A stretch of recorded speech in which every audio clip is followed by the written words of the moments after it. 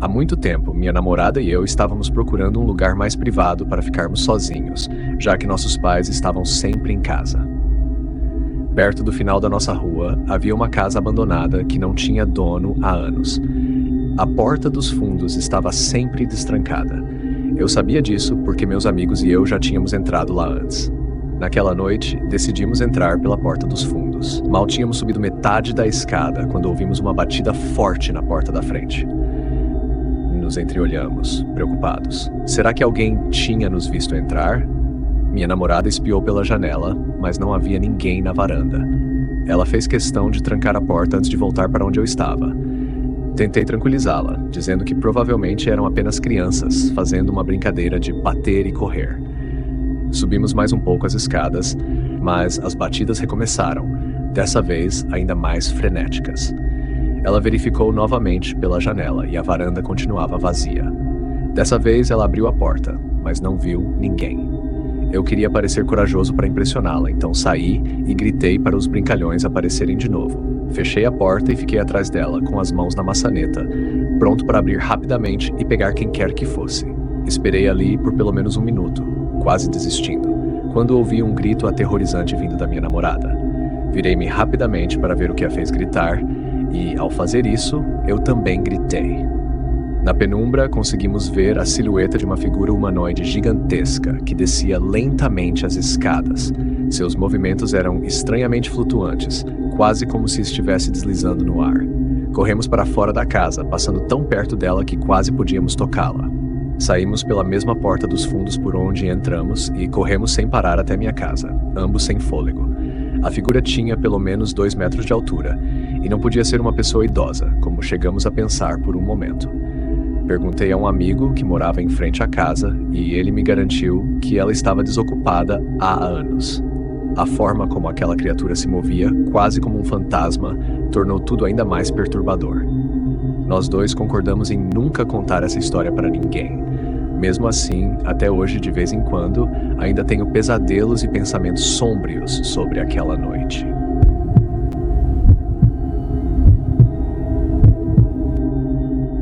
Era uma sexta ou sábado à noite, e eu estava jogando com alguns amigos no meu apartamento antes de sairmos para um bar na cidade. Estávamos todos bem animados, bebendo e rindo alto, com aquele típico papo de bêbado. Chegamos no bar e a noite estava tranquila até então. Em algum momento, comecei a conversar com uma garota e pedi o número dela. Foi quando coloquei a mão no bolso para pegar o celular e percebi que ele não estava comigo. Verifiquei todos os bolsos e confirmei que o celular não estava lá. Tentei lembrar se tinha usado o celular em algum momento da noite, mas não me recordava.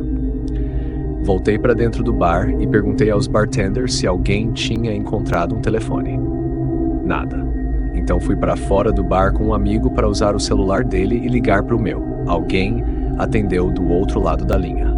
Ouvi uns barulhos, como se a pessoa estivesse mexendo no telefone, mas ninguém disse nada. Perguntei onde a pessoa tinha encontrado o celular, mas tudo o que ouvi foi uma respiração pesada. Perguntei se estavam no bar, mas logo depois a ligação foi desligada.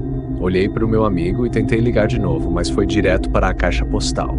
Tentei usar o recurso buscar iPhone, mas por algum motivo ele estava desativado. Aquilo foi como um banho de água fria. Me tirou completamente o ânimo. Meus amigos disseram para eu não me preocupar, que no dia seguinte eu poderia ir até a delegacia para ver se conseguiam me ajudar a rastrear o celular. Acabei indo para casa mais cedo naquela noite. Quando cheguei em casa, coloquei algumas fatias de pão na torradeira e, antes de ir para a cama, encontrei meu celular no balcão da cozinha. Aquilo não fazia o menor sentido. Entrei no celular e verifiquei as chamadas recentes.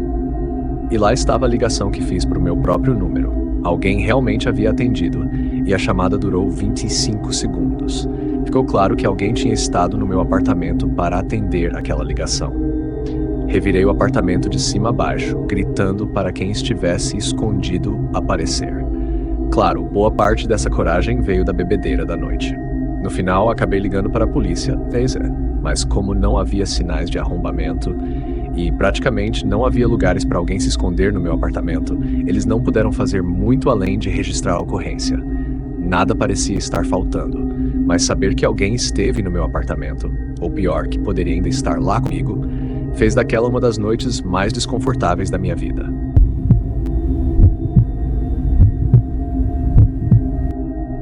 Eu tinha 17 anos quando isso aconteceu, em uma noite de final de verão. Meu pai e meu irmão mais novo tinham ido para um acampamento de escoteiros, onde meu pai era um dos chefes. Eu estava em casa sozinho com minha mãe durante o fim de semana. Já era por volta de 2 horas da manhã e minha mãe já estava na cama. Eu estava terminando minha sessão de jogos noturnos e precisava ir ao banheiro antes de dormir.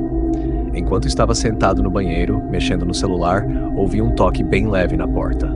"Mãe, foi você?" eu perguntei, mas não obtive resposta. Não havia vento ou qualquer outra coisa que pudesse justificar aquele som. Fiquei nervoso e abri a porta do banheiro lentamente, mas não havia ninguém. No entanto, percebi que a porta do meu quarto agora estava fechada.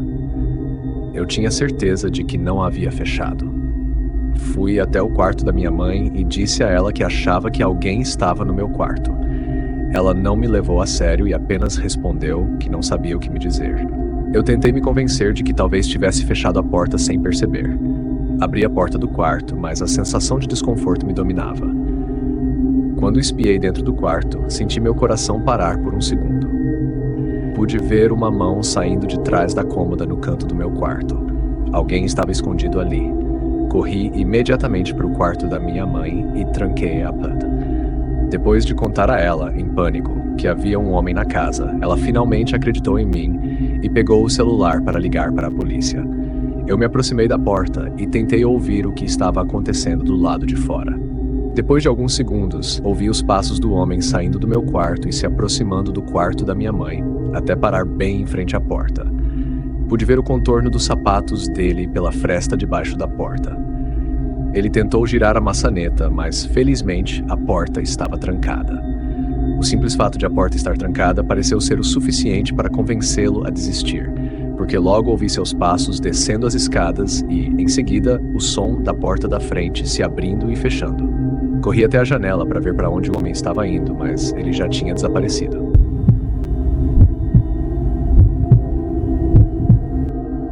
Eu tinha 10 anos na época e minha mãe tinha acabado de começar a me deixar ficar em casa sozinho. Nós estávamos cuidando do cachorro da amiga dela, enquanto essa amiga viajava. Minha mãe trabalhava à noite, então ela me avisou que a amiga dela passaria pelos fundos, já que a casinha do cachorro ficava perto da porta de trás e que eu teria que deixá-la entrar. Naquela noite, eu estava sentado na sala de TV, perto da porta dos fundos, com o cachorro ao meu lado assistindo TV. De repente, ele começou a rosnar e latir, orando ao queridão.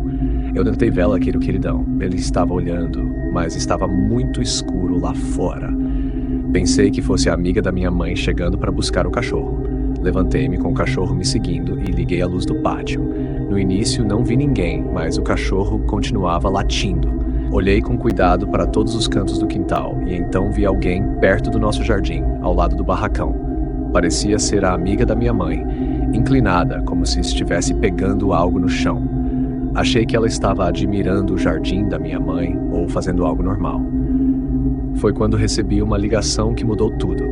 Corri para atender, pois minha mãe era bem rígida sobre eu atender o telefone sempre que estava sozinho em casa. Quando atendi, era ela. Ela disse que a amiga dela não viria buscar o cachorro naquela noite, pois só chegaria de viagem depois da meia-noite. Meu coração gelou. Comecei a gaguejar, tentando encontrar palavras, mas o medo me impedia de falar direito.